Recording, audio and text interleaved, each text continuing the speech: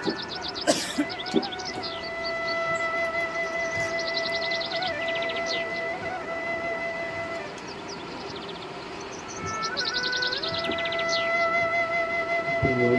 प्रेम से श्री सद्गुरु महाराज की जय।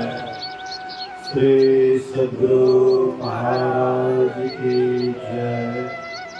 श्री सद्गुरु महाराज की जय। अखंड मंडलाकारं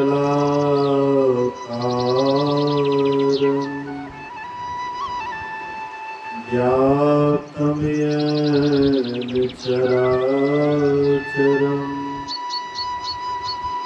तत्पदं दर्शितं येन तस्मै श्री गुरुवे नमः। धन्य धन्य सतगुरु सुखद महिमा कही न जाए। जो कुछ कहो तुम्हारी कृपा आपे कछु साए।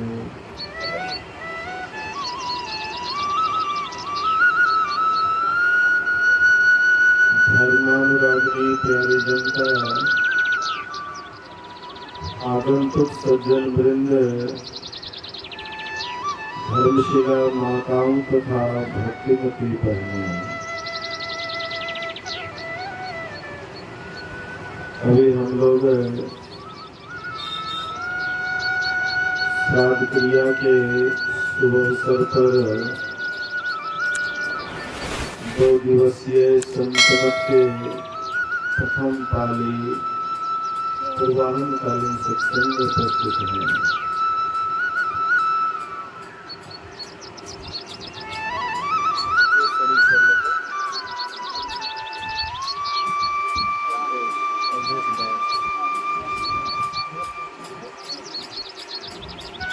यहाँ हम लोगों के बीच से श्रद्धे अवधेश दास या असार संसार को छोड़कर के चले गए, लेकिन उनके नाम पर यह जो सत्संग हो रहा है या भंडारा हो रहा है, इसका वेदांत ज्ञान कुछ हमें सीखने के लिए मिलता है। क्या मिलता है? आज से नहीं, ये श्राद्ध क्रिया आज से नहीं, बहुत पुराने से श्राद्ध क्रिया हम मनाते आ रहे हैं। इसका मूल उद्देश्य है कि शरीर में रहने वाले जो थे वे कहीं चले गए, शरीर को छोड़ करके वे कहीं चले गए। मतलब शरीर का नाश हुआ, लेकिन शरीर का नहीं। जैसे हम लोग एक जीवन में बहुत कपड़े बदलते हैं। अगर हम लोग यह बचपन से लेकर के अभी तक जितना जीवन जिए हैं और याद करें तो कितना कपड़ा बदले होंगे, शायद याद नहीं होगा। तो कपड़ा कब बदलते हैं? जब कपड़ा पुराना हो जाता है, फट जाता है, पहनने लायक नहीं होता है, तब हम वह कपड़ा छोड़ देते हैं और नया कपड़ा धारण करते हैं।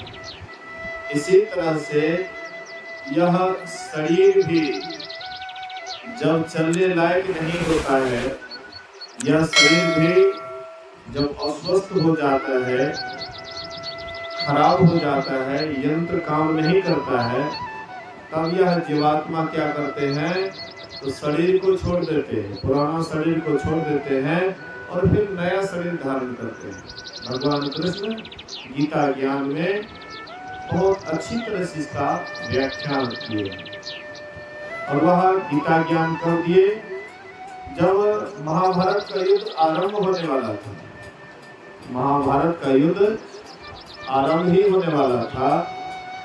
आमने सामने कौरव और पांडव थे। अब युद्ध होगा कि तब युद्ध होगा।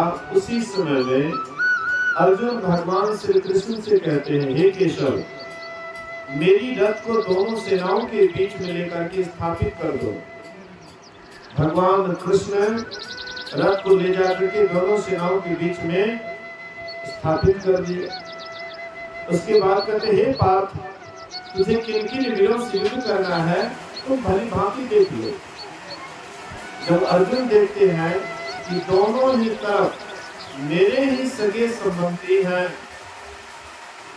कोई दादा है तो कोई चाचा है, कोई भतीजा है, कोई पोता है, कोई नाती है, कोई नाना है, कोई मामा है, मतलब जितने भी थे अपने ही तो चचेरे भाई में युद्ध हो रहा था, कोई पराया तो नहीं था। अपने चचेरे भाई में युद्ध चल रहा था तो दोनों तरफ देखते हैं कि अपने ही सगे संबंधी लड़ने के लिए मौजूद हैं। अर्जुन को वो हो जाता है, कहते हैं कि अपने ही सगे संबंधी को मार करके फिर राज्य में किसके लिए करूंगा। इसलिए केशव, मुझे युद्ध नहीं करना, मुझे युद्ध नहीं करना है, मुझे युद्ध नहीं चाहिए। हे केशव, युद्ध में लोग मारे जाएंगे, स्त्रियां विधवा हो जाएगी, उसमें कुछ स्त्रियां बिना पति का नहीं रह पाएगी, वह किसी और से प्रेम प्रसंग करेगी, उससे शंकर का जन्म होगा, दो जाति का मिलन होगा, उससे शंकर का जन्म होगा, इससे कुल नष्ट हो जाएगा, कुल भ्रष्ट हो जाएगा। इसलिए मैं इसमें कोई लाभ नहीं देखता हूँ, इसलिए मुझे युद्ध नहीं करना है। अपना गांडी धनुष रख देते हैं और पीछे में जाकर के मुंह लटका के बैठ गए। भगवान कृष्ण कहते हैं, हे अर्जुन, ये नपुंसकता वाली स्वभाव तुम्हारे अंदर कहां से आ गया? तुम क्षत्रिय हो करके और तुम इस तरह से तुम नपुंसक की तरह तुम बात कर रहे हो। अरे तुम शूर हो, तुम वीर हो, तुम क्षत्रिय हो। क्षत्रिय होकर के इस तरह से तुम्हें बोलना शोभा नहीं देता है। हे पार्थ, तुम किसको मारोगे और कौन तुझे मारेगा? ये शरीर को ना तो कोई शस्त्र छेद सकता है, ना तो यह शरीर को कोई आग जला सकता है, न इसको पानी पिला कर सकता है, न इसको हवा सुखा सकती है। ये तो सबसे अलग है। नैनम छिद्यन्ति शस्त्राणि नैनम दहति पावकः। तो तुम किसको मारोगे और कौन तुझे मारेगा? ये शरीर तो मरणासन्न है, ये तो मरा ही है। जिसको तुम शरीर कहते हो और जिसके प्रति तुम्हारी मोह हो रहा है, ये शरीर तो खत्म है, इसमें क्या शक्ति है? ये तो शरीर में तुम हो, इसीलिए शरीर काम करता है, नहीं तो शरीर में कोई अपना शक्ति नहीं है। इसलिए, लेकिन तुम तो मरने वाले हो नहीं, शरीर में तुम रहते हो, शरीर काम करता है, लेकिन तुम तो मरने वाले नहीं हो, तो तुम्हारी कैसे मृत्यु हो सकती है? तुम किसको मारोगे? कौन तुझे मारेगा? अर्थ, शरीर मरता है, लेकिन शरीर में रहने वाला कभी मरता मिटता नहीं।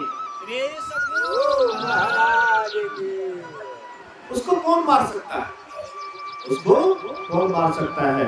अर्थात आत्मा अविनाशी है। अगर उसमें रहने वाले भी अगर मर जाते तो ये सब क्या जरूरत है? ये टेंट लगाना, सत्संग करवाना, भंडारा करवाना, सबको बुलाना, क्या मतलब है? इससे क्या निकलता है? मतलब यही निकलता है कि शरीर में रहने वाले कहीं गए हैं, कहीं चले गए, लेकिन शरीर का नाश हुआ। शरीर को जला दिए, शरीर को गाड़ दिए, या उसको फेंक दिए, या पानी में फंसा दिए, लेकिन शरीर में रहने वाले को आप जला नहीं सकते हैं, उसको आप पानी में फेंक नहीं सकते हैं। वह तो सबसे अलग है, अविनाशी है। तो वही जो अंदर में रहने वाले, जिसका नाश नहीं होता है, उसी के नाम पर ये श्राद्ध क्रिया हो रही है। इसलिए इससे वेदांत ज्ञान लेना चाहिए। हम आप अभी शरीर को ही अपना मान बैठे हैं। और शरीर को अपना मान बैठने के कारण हम आप धीरे धीरे आत्मबलहीन होते जा रहे हैं। झूठ फूस क्यों बोलते हैं, चोरी नशा हिस्सा क्यों करते हैं? सोचते हैं कि शरीर ही मैं हूँ, शरीर के लिए ही तो व्यवस्था करते हैं, झूठ बोल करके धन जमा करते हैं, इसलिए शरीर के लिए चोरी करते हैं, धन जमा करते हैं, किस लिए? शरीर के लिए। मतलब हम अपने आप को भूल गए हैं और शरीर को ही अपना मान बैठे हैं। यही सबसे मूर्खता है, नादानी है, इसलिए अज्ञानी होकर के संसार में पड़े हुए हैं। महापुरुष कहते हैं अपने आप को जानिए तुम कौन हो। अगर तुम्हारे अंदर में यह विचार आ जाएगा कि मैं शरीर नहीं, शरीर में रहने वाला हूँ। जैसे घर आप देखते हैं, सुंदर घर बना हुआ है, सुंदर मकान बना हुआ है, खूब बढ़िया से सजाए हुए हैं, अचानक भूकंप आ जाती है, मकान वाला पहले घर से भाग जाता है, फूस वाला तो थोड़ा देर लगाता है, क्योंकि सोचता है कि फूस का घर अगर टूट भांग भी जाएगा, गिर भी जाएगा तो पर भी बच जाएंगे, उतना खतरा फूस के घर में नहीं है। लेकिन मकान के घर में तो बहुत ज्यादा, थोड़ा सा भी भूकंप आता है, मकान वाला पहले ठीक छोड़ देता है, पहले भाग जाता है, भाई मकान गिरेगा तो हमारा सत्यानाश। इसी तरह से हम आप भी ये सुंदर मकान में रहते हैं, ये मकान भी जब ढहने वाला होता है, इसमें भी रहने वाला तुरंत निकल जाता है, तुरंत निकल जाता है। लेकिन निकलने के लिए जो जानता है वह निकल करके परमात्मा को पा लेता है, और जो नहीं जानता है वह नीचे चला जाता है, खाई में गिर जाता है।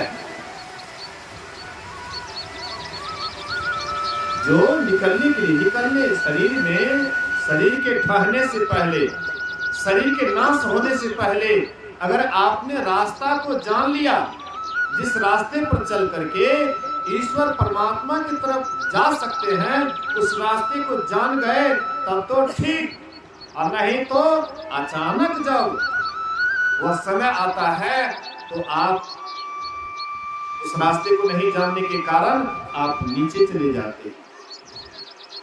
यह शरीर से जीवात्मा 9 द्वार से अक्सर निकलती है। बोलिए श्री सद्गुरु। शरीर में 9 दरवाजा है, आंख के 2, नाक के 2, 2 दूना 4, कान के 2, 2 तिया 6, मुंह 1, 7, नीचे वाला 2 दरवाजा मलमूत्र विसर्जन करने का दरवाजा, कुल मिलाकर के 9 दरवाजा। यही 9 दरवाजा नरक का दरवाजा है। ये 9 दरवाजा से निकलते हैं, नरक में जाते हैं। अभी हम लोग सुन रहे थे ना, कोई मरता है तो कार्ड पर क्या लिखाते हैं? स्वर्गवास। किसी के कार्ड में नरकवास देखिएगा लिखा हुआ, कितनों पापी से पापी आदमी हो, लेकिन सबके कार्ड में क्या लिखा रहता है? स्वर्गवास। मतलब स्वर्ग बहुत सस्ता हो गया, मरो और सीधे स्वर्ग चले जाओ। कोई कर्म धर्म कुछ किया हो या नहीं किया हो, हाँ मर जाओ और सीधा तुम्हारा लाइसेंस बना हुआ है स्वर्ग का। बिल्कुल बकवास है। लोग नरक में जाते हैं, अक्सर प्रायः लोग नरक में जाते हैं, कोई बिरला ही स्वर्ग जाता है। जो विशेष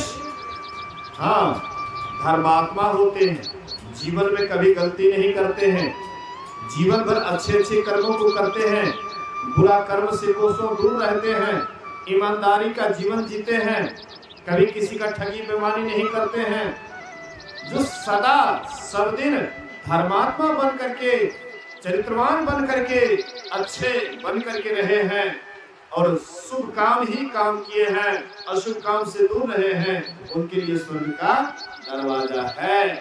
आप हम अपने अपने छाती पर हाथ रख करके देखिए कि जी इसे 24 घंटा में कितना बार झूठ बोलते हैं।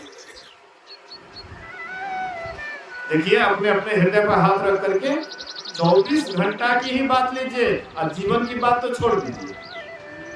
जीवन में आपने कितना गलती किया है उसको छोड़ करके केवल 24 घंटा में अपने आप को देखिए, जितना आप पुण्य करते हैं उससे कई गुना पाप करते हैं।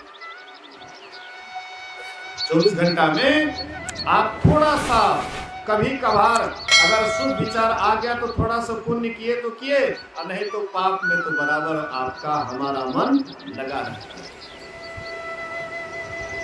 इसलिए महापुरुषों ने कहा कि इतना सस्ता स्वर्ग नहीं है, कोई बिरला ही स्वर्ग जाता है। हाँ, प्रायः लोग मर करके नरक जाता है। बोलिए श्री सद्गुरु। युधिष्ठिर पांचों भाई साथ में द्रौपदी जब वन गमन किए हुए थे, वनवास काल में थे, जब शकुनी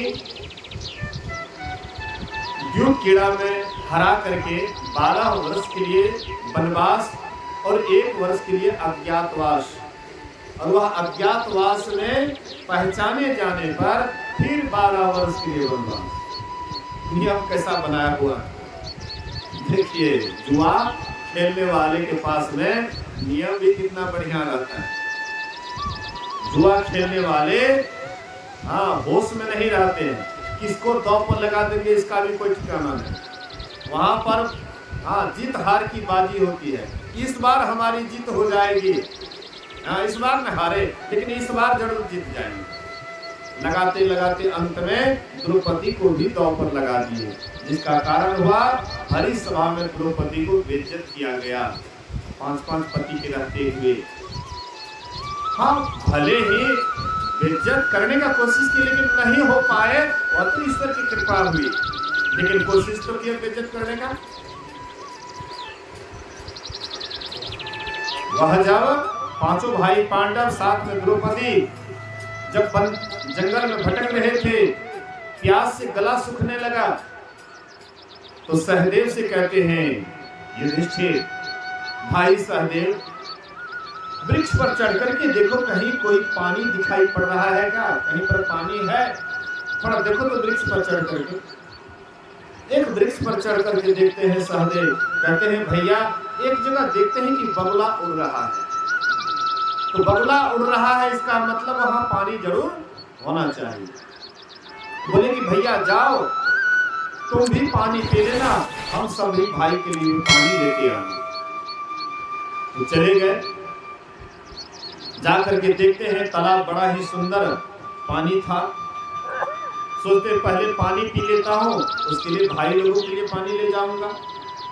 तो चुल्लू में जैसे पानी उठाते हैं, उधर से आवाज होती है, एक बगुला वेश में एक वृक्ष पर बैठा हुआ था, और वे मनुष्य भाषा में कहते हैं, सुनो ये तालाब पर मेरा अधिकार है, मेरे आज्ञा के बिना तुम पानी नहीं पी सकते हो। अगर तुम पानी पीना ही चाहते हो, बहुत प्यास लगी है, तो पहले मेरे प्रश्न का उत्तर दे दो, उसके बाद पानी पीना, और नहीं तो तुम मर जाओगे। सोचा कि मरूंगा बाद में नहीं, प्यास से गला सूख रहा है, ऐसे तो मरूंगा है, पहले पानी पी लेता हूँ, मरूंगा जीऊंगा बाद में देखा जाएगा, पहले पानी पीना। चुल्लू उठाए, पानी पिए, वहीं पर मूर्छित होकर के गिर गए। नकुल से कहते हैं कि अभी तक सहदेव नहीं आया, नकुल भाई जाकर के देखो, पानी पी लेना, हम लोग के लिए लेते रहना। गए नकुल, देखते हैं वहां सहदेव मूर्छित पड़ा हुआ है। तो बाद में हम जानकारी लेंगे, पहले कंठ को तो कम से कम गीला कर लें। अगर आपको बहुत जोर से भूख लगी है, बहुत जोर से प्यास लगी है, या आप विशेष संकट में हैं, उस समय में आप दूसरे को नहीं देखिएगा। बोलिए श्री सद्गुरु। 2008 में जब बाढ़ आया था, जिसका अगल बगल में पानी लबालब भर गया था, वो नहीं देखता था कि हमारा माँ बाप बूढ़े बूढ़ी कहाँ है नहीं है, छोड़ छाड़ करके भाग गए। महानगंज में बिकू खौम 22 वर्षा मुखिया और उसका बेटा बाल बच्चा तो सब भाग गया, उस बिकू खौम को छोड़ दिए। सब अपना प्राण बचाने पर। जब आपके प्राण पर संकट आ जाएगा तब आप किसी को नहीं देखेगा, पत्नी किधर है, अब बेटा किधर है, सीधा आप पहले बचना चाहिए। मरुस्थल में एक माता जी जेठ बैसाख की गर्मी में सफर कर रही थी और पैर में फफोला पड़ गया, इतना गर्मी, बालू एकदम तबाह हुआ, चलते चलते पैर में फफोला पड़ गया, नहीं सह पाई, गोदेला बच्चा था उसको जमीन पर रख दी और उसी पर खड़ी हो गई। बोलिए श्री सद्गुरु। जान पर बीतेगा तो देखिएगा बाल बच्चा, जब आपके ऊपर बुझाएगा कि आप प्राण बचने वाला नहीं है तब आप किसी को नहीं देखिए। सहदेव मूर्छित पड़ा हुआ है लेकिन बोले कि पहले प्राण बचाऊंगा।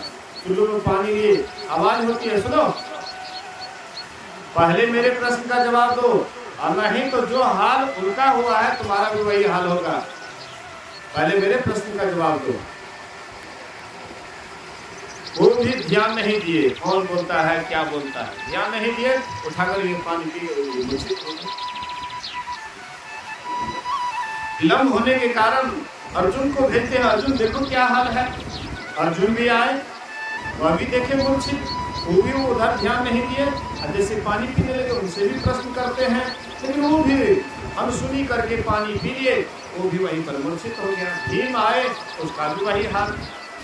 अंत में युधिष्ठिर जी महाराज आए और देखते हैं कि चारों भाई मूर्छित पड़ा हुआ है। कहते क्या बात है, कहीं पानी में जहर तो नहीं है? पानी तो देखते हैं बिल्कुल कंचन जैसे है, बिल्कुल साफ सुथरा है, स्वच्छ है, तो फिर चारों भाई मूर्छित क्यों पड़ा हुआ है, मरणासन अवस्था में क्यों पड़ा हुआ है? अच्छा पहले मैं भी देख लेता हूँ। तो जैसे चुल्लू में पानी उठाए, आवाज होती है, सुनो, मेरे प्रश्न का पहले जवाब दो, उसके बाद पानी पीना। और इसके अगर विपरीत चलोगे तो जो चारों भाई का हाल हुआ है तुम्हारा भी होगा। युधिष्ठिर जी महाराज धर्मात्मा थे कि मेरा अधिकार है तालाब में, जब इसका अधिकार है तो जबरदस्ती नहीं करना चाहिए। जबरदस्ती नहीं करना चाहिए, धर्मात्मा है, धर्म के अनुसार आचरण करने वाले।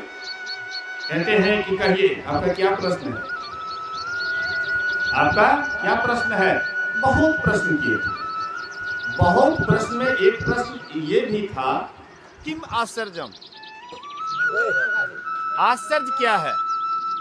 एक प्रश्न ये भी था, बहुत सारा प्रश्न किए थे, लेकिन बहुत सारे प्रश्नों में एक प्रश्न ये भी था, किम आश्चर्यम, आश्चर्य क्या है?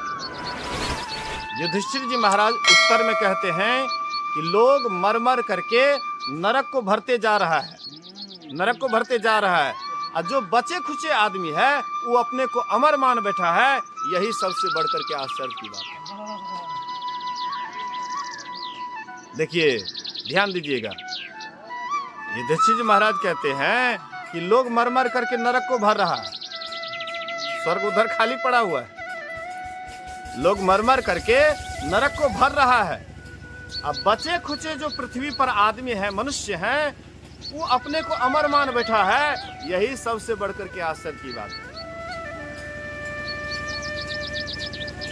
ये शरीर छोड़ लगे अब नारायण दास शरीर छोड़े, उनको जलाने के लिए बहुत आदमी गए होंगे, लेकिन जब तक जलाए होंगे तभी तक याद रहा होगा क्या संसार क्षण भंगुर है, शरीर क्षण भंगुर है, देखो हे फल्ला बाबू चल गए, हम चल गए, लेकिन वहां से जो जला करके आए होंगे, स्नान किए होंगे, सब भूल गए, अरे वो नहीं गला है अपनी, हमरा बहुत दिन तक जीना है, एक पल की भी ठिकाना नहीं है, आप बहुत दिन की आशा कर रहे हैं। कहते हैं पांव पलक की खबर नहीं, एक पल की भी खबर नहीं है, और आप आशा करते हैं कि हमें बहुत दिन तक जीना, मतलब अपने को अमर मान बैठे हैं, यही सबसे बढ़कर के आश्चर्य की बात है। हम आप हमारे जितनी भी पूर्वज शरीर छोड़े, दादी मरी, उसके कार्ड पर क्या लिखते हैं? दादी मरी स्वर्गवास, दादाजी मरे स्वर्गवास, नानी मरी स्वर्गवास, नाना जी मरे स्वर्गवास, माँ मरी स्वर्गवास, हाँ पिताजी मरे स्वर्गवास, मतलब सबके कार्ड पर स्वर्गवास स्वर्गवास। लेकिन कोई बेड़ा स्वर्ग जाता है, प्रायः लोग नरक ही जाते हैं। वहां पर सिस्टम है, स्वर्ग नरक जाने के क्रम में सिस्टम है। आपके पास अगर ज्यादा पुण्य की पूंजी है, अब पाप कम है, तो पहले आपको पाप का ही सजा भुगतना पड़ेगा। पाप कम किए हैं, आप पुण्य ज्यादा किए हैं, तो पहले पाप का सजा। जैसे युधिष्ठिर जी महाराज जीवन में एक बार झूठ बोले थे, अश्वत्थामा नरो हतो वा कुंजरो, एक बार जीवन में झूठ बोले थे, कभी झूठ नहीं बोले थे। इसीलिए द्रोणाचार्य को बहुत विश्वास था उसके ऊपर, युधिष्ठिर के ऊपर पूरा विश्वास था। युधिष्ठिर अगर कह देंगे कि अश्वत्थामा मारा गया, तो मुझे पूरा विश्वास है, मैं विश्वास कर जाऊंगा। युधिष्ठिर महाराज कभी जीवन में झूठ नहीं बोले थे, क्योंकि उसका विद्यार्थी था ना, उसके पास शिक्षा पाए थे, हाँ विद्या पाए थे, इसलिए वे अपने विद्यार्थी पर उनको पूरा विश्वास था।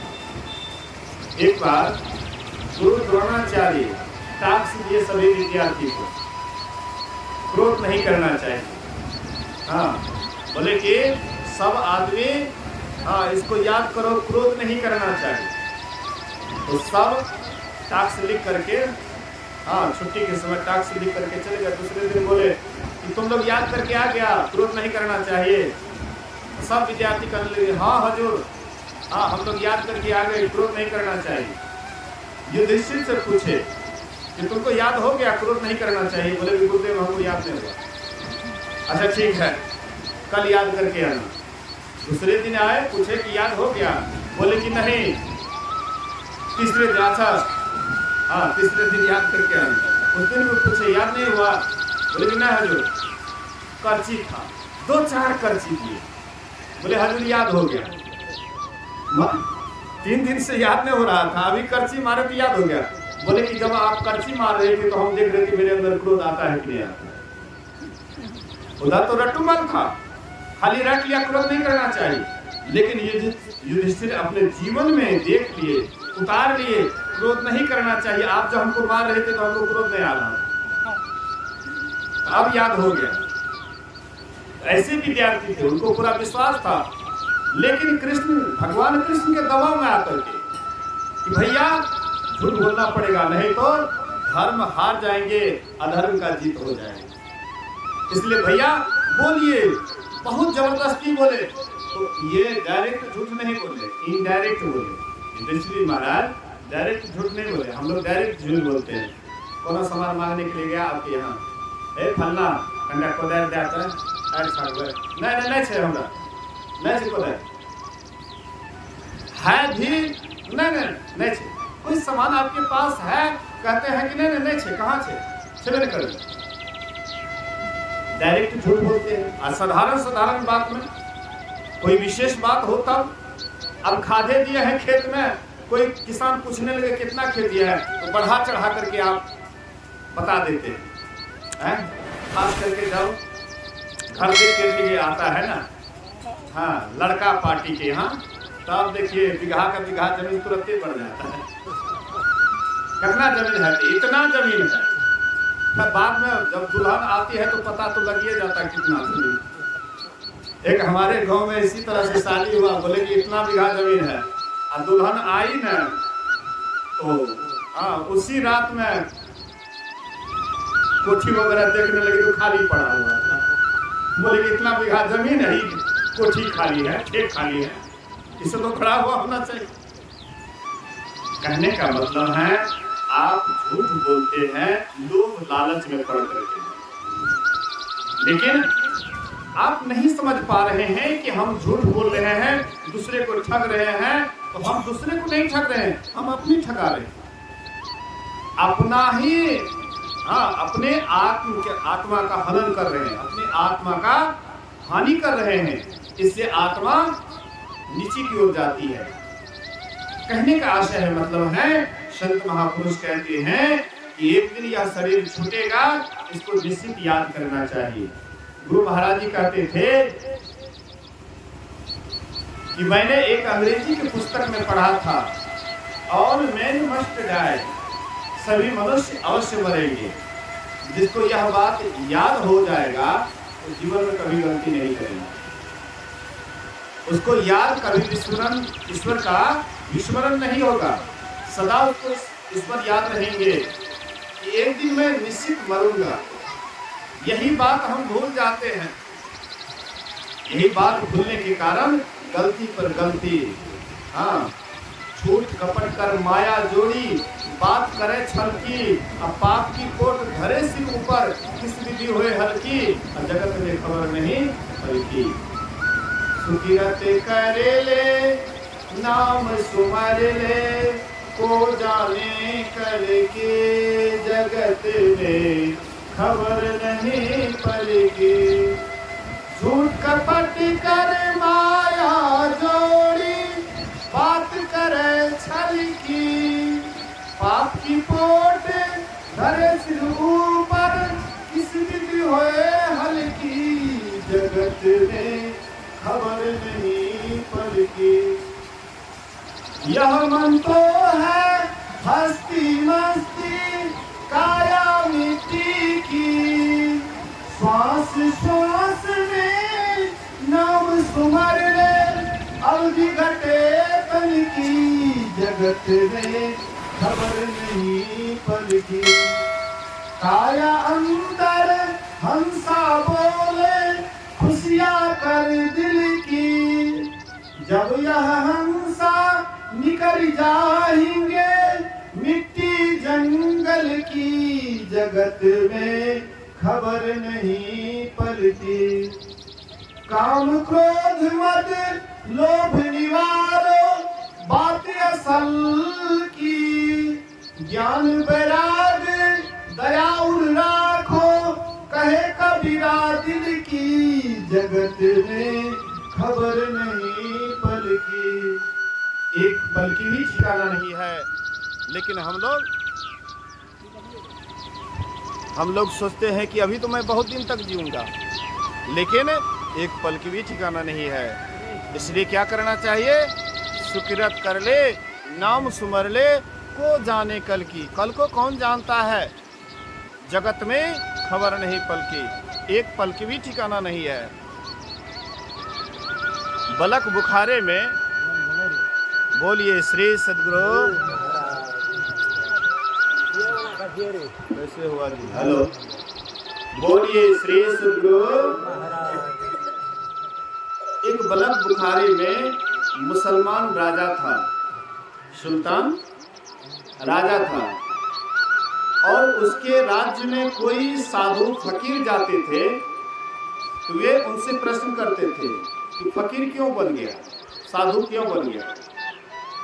उचित उत्तर नहीं देने पर वे उसको जेल में बंद कर देते थे और सबसे आटा पिसवाते थे।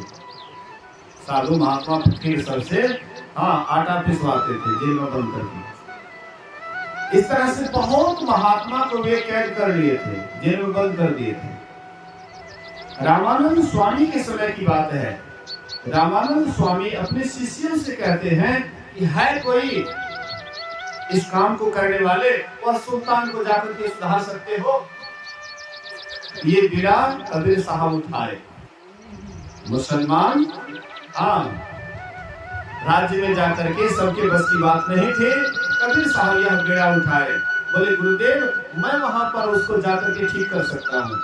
बोले कि बहुत अच्छा होगा, बहुत की भलाई होगी, जाओ अवश्य जाओ। तो कबीर साहब वहां गए बलक बुखारे राज्य में, और ये भी गेट के आगे पीछे टहलने लगे। पहरेदार देखता है, इसको भी पकड़ करके ले गए सुल्तान के आगे और कहते हैं महाराज ऐसे भी पूछा जाए। इनसे पूछते हैं कि क्यों फकीर बन गया, क्यों फकीर बन गया। तो ये कहते हैं कि मौत को जानने के कारण फकीर बन गया, मौत को जानने के कारण फकीर बन गया। उसका जो मंत्री था वजीर आजम, ठहाका मार करके हंसते हैं। हाँ, ठहाका मार करके हंसते, कहते हैं मौत को कौन नहीं जानता है, ये बहाना बनाता है फकीर, इसको भी जेल में बंद कर दो। तो वह सुल्तान के पास गए कबीर साहब, उनके कान में कहते हैं, देखिए आप हमको जेल में बंद कर दीजिए, लेकिन मेरी बात एक मान लीजिए। बोले कि क्या? बोले कि आपके जो मंत्री हैं, बोला कि मौत को कौन नहीं जानता है, मैं इसको मौत का सही जानकारी देना चाहता हूँ, आप हमको मोहलत दीजिए। तो क्या मोहलत दीजिए? तो 7 दिन के, हाँ 7वां दिन कह दीजिए कि फांसी की सजा तुमको दी जाएगी। फिर देखिए, हाँ मैं इसको प्रत्यक्ष में मौत का दर्शन कराना चाहता हूँ। ये अभी जो बोले कि मौत को कौन नहीं जानता है, लेकिन मैं इसको प्रत्यक्ष में दर्शन कराना चाहता हूँ। हाँ, कहते कोई बात नहीं है, अनाउंस कर दिए आज के 7वें दिन वजीर आजम को फांसी की सजा दी जाएगी।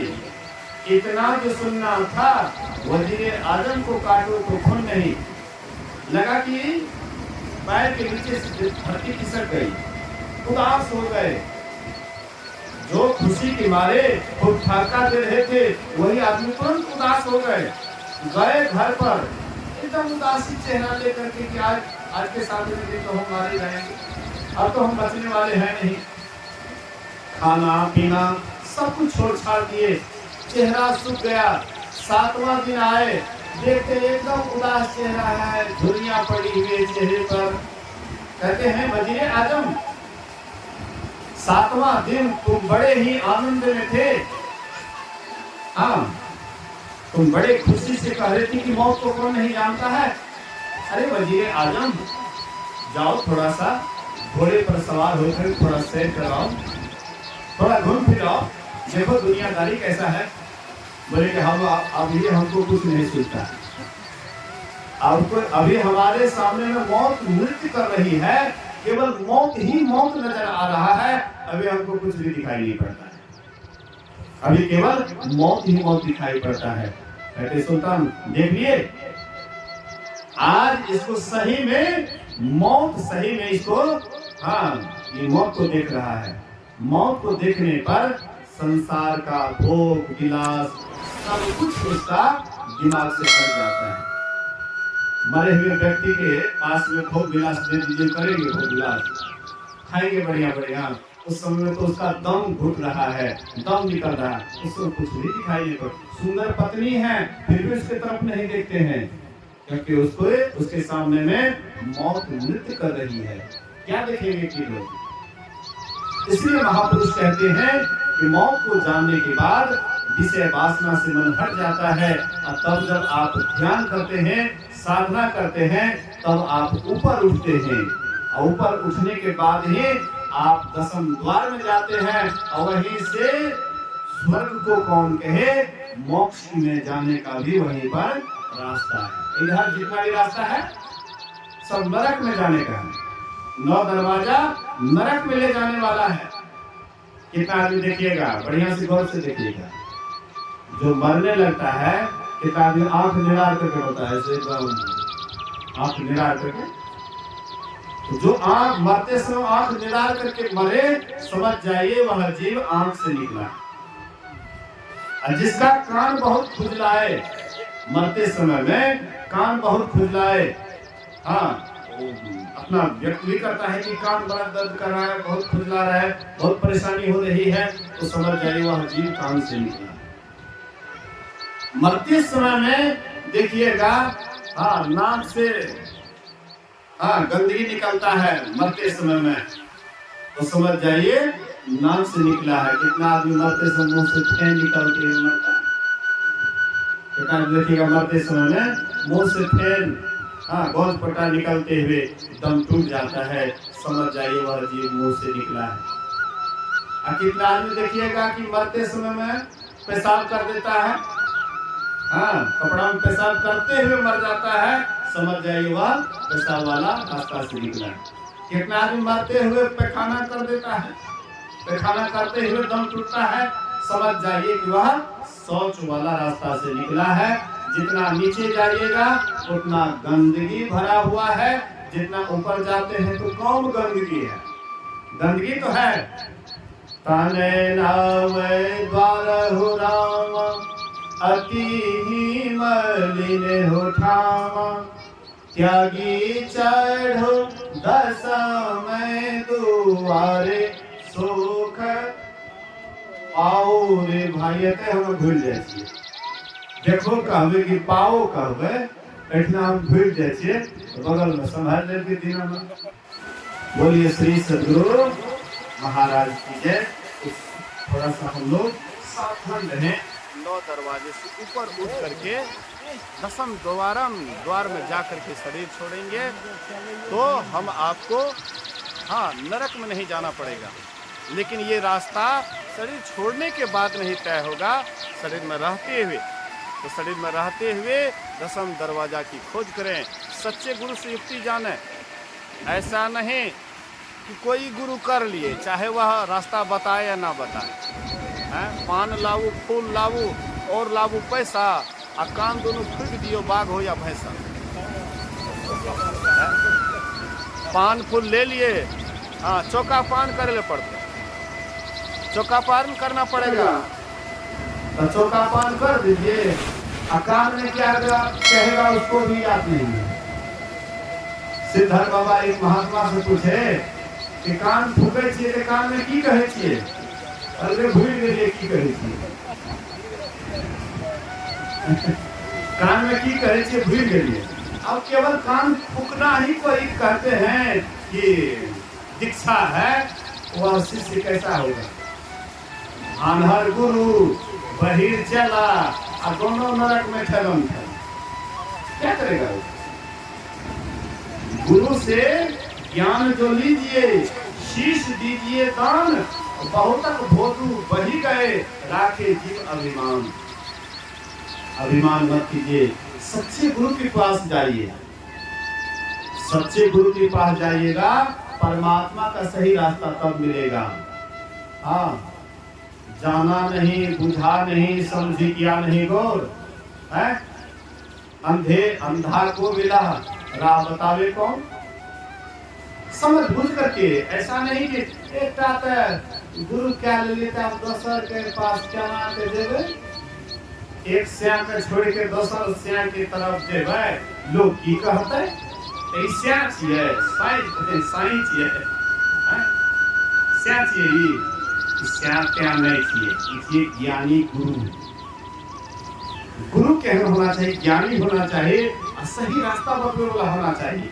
संप्रदाय मजहब के मतलब नहीं छे कि हम रामानंदी छिए, हम कबीरपंथी छिए, हमें संत मत वाला छिए। रास्ता आप क्या जानते हैं? संतों ने क्या रास्ता बताया है? कौन है 10वां दरवाजा? कबीर साहब कहते हैं, अगर कोई कबीरपंथी है तो बढ़िया से सुनिए। कबीर साहब कहते हैं, इस तन में मन कहाँ बसत है, निकस जाए के ही छोड़, गुरुगम है तो परखी ले, नातर कर गुरु और। कबीर साहब बड़े कहे एक तो पकड़ करके रखो, चाहे झूठा मिले सांचे मिले, पकड़ करके रखो, ऐसा नहीं बोल। कहते हैं इस तन में मन कहाँ बसत, इस शरीर में मन का कहाँ बासा है, तुम्हारा कहाँ बास है। अगर सच्चे सद्गुरु मिला है तो इसको परखो कि तुम कहाँ हो, तुम्हारा मन कहाँ है।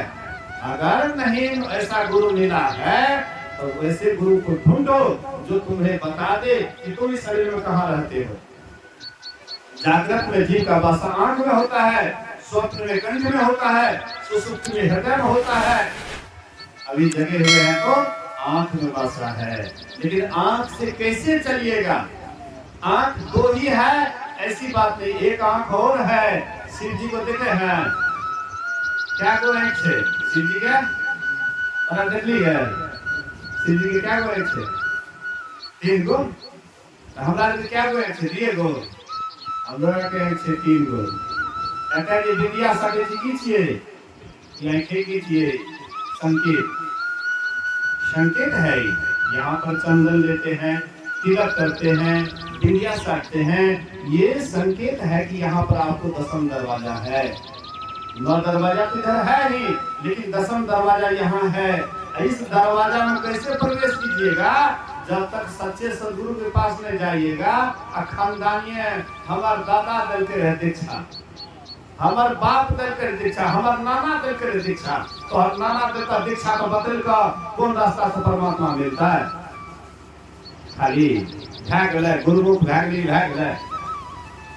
जानिए, ज्ञान का खोज कीजिए। जो खोजी होता है वही परमात्मा का दर्शन करते हैं। ज्ञान से ही मुक्ति मिलती है। और जब सही ज्ञान आपके पास नहीं होगा तो मुक्ति मिल जाएगी? इतना सस्ता मुक्ति होता ना तो ढकिया का ढकिया बिकता मुक्ति, सब आदमी खरीद लेते। नहीं, ऐसे नहीं होता है। ज्ञान ही मुक्ति का कारण होता है। और वह ज्ञान जब तक सच्चे सद्गुरु के निकट नहीं जाइएगा, जो जीवन काल में साधना करके परमात्मा का साक्षात्कार कर लिए हैं, ऐसे संत सद्गुरु के चरण शरण में जाइएगा, सच्ची युक्ति जानिएगा, और तब जब उस रास्ता पर चलिएगा तो रास्ता चाहे जितना ही लंबा हो, कबीर साहब कहते हैं, लंबा मार्ग दूरी घर, विकट पंथ कहो मार, कहो संतों क्यों पाइए दुर्लभ हरि दीदार। रास्ता कितना लंबा हो, लेकिन जब चलना प्रारंभ कर देते हैं तो एक न एक दिन जरूर उस रास्ते पर चल करके आपका मंजिल तय होता है। लेकिन रास्ता को जानेंगे कब? उस रास्ता को जानिए, समझिए। इसी शरीर में रह करके आप उस ज्ञान को हासिल कर सकते हैं, साधना कर सकते हैं और जीते जी मुक्ति को भी प्राप्त कर सकते हैं। ऐसा नहीं सोचिए कि मरने पर हमारी मुक्ति हो जाएगी या बेटा आग दे देगा तो हमारी मुक्ति हो जाएगी। इतना सस्ता मुक्ति नहीं है। गांव में देसी बेटे वाला है, बेटी वाला, हाँ बेटा यह कपड़ो कपड़ो नहीं हुए तो हुआ, नहीं तो सबका बेटे वाला है। अब बेटा आग जाए मुक्ति मिल जाते। गुरु महाराज का रहे बेटा ब्याह हो करके गुरु महाराज, तो गुरु महाराज की मुक्ति नहीं मिला है। ये सब ठकुसला। बेटा आग देंगे मुक्ति हो जाएगी, बिल्कुल गलत बात। लोका मती का भोरा रे, जो काशी तम तजे कबीरा, राम ही कौन नहीं हो रहा रे। जब काशी में मरने से ही मुक्ति हो जाती तो राम भक्ति करने का क्या मतलब है? राम भक्ति जानिए, सच्चे सद्गुरु से जान करके कीजिए, तभी आपका इहलोक भी बनेगा, परलोक भी बनेगा और एक दिन मुक्ति को पा करके सदा के लिए कृत हो जाइएगा। ये बात को सुनिए, समझिए, जीवन में उतारिए। अभी का सत्संग आरती के बाद समाप्त किया जाएगा। फिर अपराह्न कालीन सत्संग है, उसमें पूरा जमजुट करके सब आदमी आइए, उसमें भाग लीजिए। थोड़ी देर के लिए सब आदमी ध्यान कीजिए।